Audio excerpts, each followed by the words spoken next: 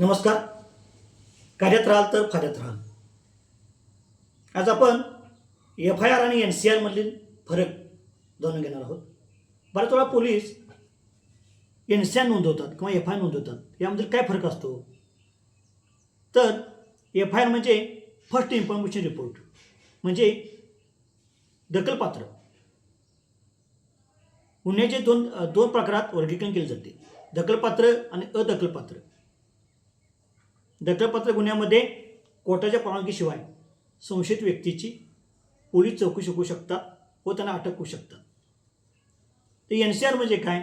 ते NCR म्हणजे अदखलपात्र. अदखलपात्र म्हणजे काय? कोर्टाच्या परवानगीशिवाय संशयित व्यक्तीची पोलीस चौकशी व अटक करू शकत नाहीत किंवा कोर्टाच्या परवानगीशिवाय त्या व्यक्तीला अटक करता येत नाही.